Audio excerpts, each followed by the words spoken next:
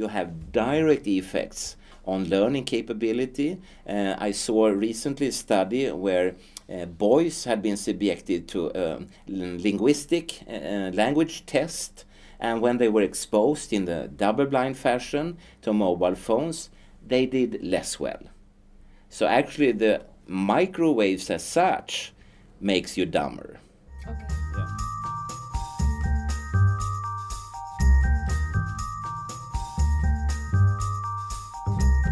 Cancer is an issue, that's for sure, but the real big issue is allergy, asthma, and other oversensitivities. When I was a kid, it was extremely rare to find a child with any form of allergy. Today, more than 50% of children in Sweden up to the age of 14 are allergic asthmatic. And when you allow the key cell for asthma and allergy, the so-called mast cell in your body, to be exposed for levels of microwaves from mobile phones that you are supposed to withstand, they react as if they would have met pollen, nickel, or some other allergen. Oh yes, it has been published in many times. And also there is a Japanese scientist who has shown that you have an eczema, and you're exposed to eczema from mobile telephones, it gets worse. Okay. Yes. So you see, there are so many pieces in this jigsaw puzzle. I know, but and the funny thing is that, or maybe not even funny, the scary fact is that it is in the public domain. Anyone can download this information, and after this video, they will of course know. When the mobile phone is in standby, it's Yeah. not as would we say it's not as dangerous as when it is being used? Well, you don't know that because in standby, the most modern telephones will just send single signals. If it's really standby, it's not moving around. You don't have it in your car or anything like that, but it's just lying on the table, for instance. And if we sort of just make an image and say that each time it sends a signal, you get bitten by a poisonous snake, will you die the first time or the 1000th time? Well, you will die the first time. So the impact on the biological system could be very bad already at the beginning. And there are studies, for instance, on the blood-brain barrier leakage, where the rats were exposed for 1 minute. Not 1 year or anything like that, 1 minute. And at a very low exposure level compared to what you and I should stand. And they got this dramatic leakage of the blood-brain barrier. So it seems that 1 bite could be enough, you know. Enough. Yes. Okay. And I think there's a misconception that always more is worst. For some effects, like the DNA fragmentization, then you have a cumulative effect, meaning the more you're exposed, the worse it gets.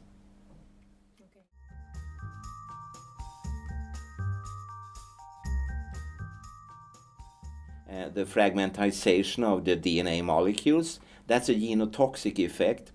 If mobile phones, e-readers, and Wi-Fi and so on, if there would be a food item or a pharmaceutical drug showing such genotoxic effects, it will immediately be prohibited and forbidden. Course, Immediately. Because mankind has agreed upon genotoxic effects never. But mobile phones have that. And this year, something very peculiar has happened, and which actually stressed me a lot. You know, now we talk about one scientific field, namely health effects of electromagnetic fields. There are other scientists in completely other fields who don't know a thing about this at all, and they are not even interested. And one such field is the repairment of DNA molecules after damage.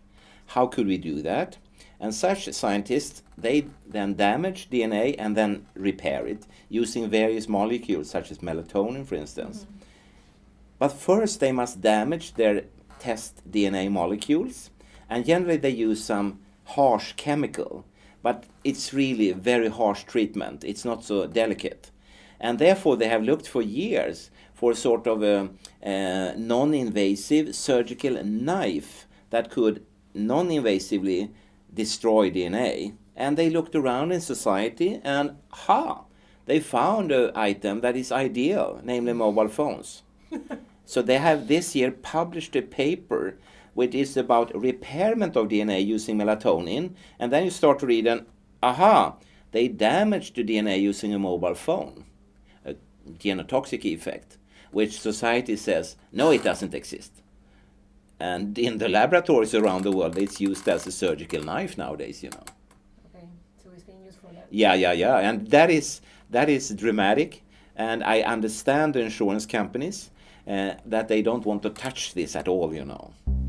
These genotoxical effects, Yeah. how can they be translated into normal disease, so that people could understand what we are Of course, you know, if you have genotoxic effects, alterations at the DNA level, that could lead to, for instance, that vital cells in the immune system suddenly doesn't work, and suddenly sort of a normal disease like a flu could suddenly be very, very deleterious and be very hazardous to mankind, and it could ruin the whole immune system, and not only in us but in animals and plants, bacteria and so on, you know. And somewhere it could be a dramatic effect.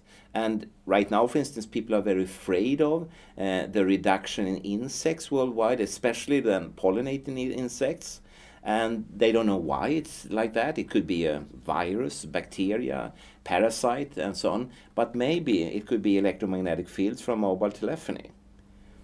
Yeah, and that is a threat to all the flora, right? Exactly, yeah. And in Sweden, there was recently a debate, and someone said then, if there would be such an impact on pollination, meaning that we don't have more food, we will still have food for several years. And then there was another expert, no, not several years, we have for several months in Sweden. But then the third expert said, no, you don't even have for a week before it will be riots in the street and people killing each other over food.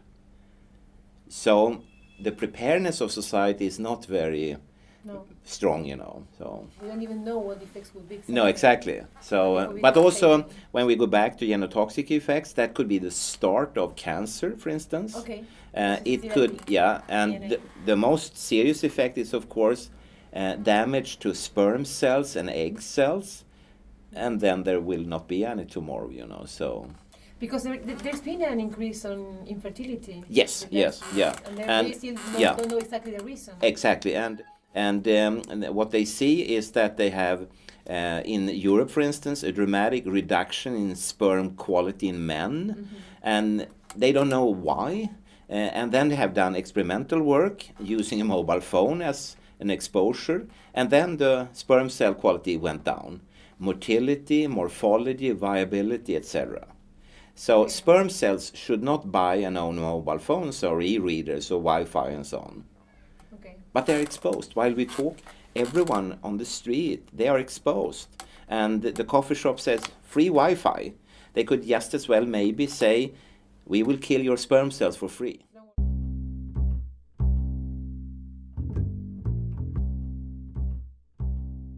You know, nowadays, there are thousands and thousands and thousands of publications, and if anyone would like to sort of just feel their way through some of them, they could look, for instance, at a report called the Bioinitiative Report, which is a very short summary of approximately 4,000 publications, all pointing to that this is not a good thing to expose people to. Can you repeat the name, please? The Bioinitiative Report. Okay. And it's found on the internet, so you can Google it.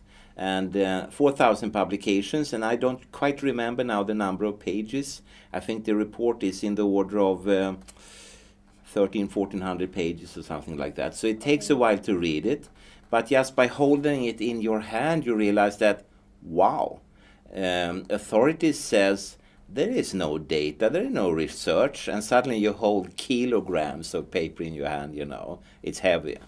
And it's just the tip of an iceberg. If you want to dig deeper, there is more and more and more. And while we are talking, I'm sure that new papers are published. And for instance, when I go away somewhere in the world and I'm away for a day, just a day, when I get back, often there is 1 or 2 or 3 papers more, you know. It's very quick development in knowledge. And as I say, unfortunately, it points in the very same direction. Okay. And you know, don't be fooled about the fact that you will find a lot of publications that doesn't show any effect. You cannot use them as weights. You cannot balance these. And just to make an easy image, if we fill this room with harmless snakes, but we put one poisonous cobra in here, I promise you, you will not stay here. No. One report is enough to change the behavior of mankind, you know.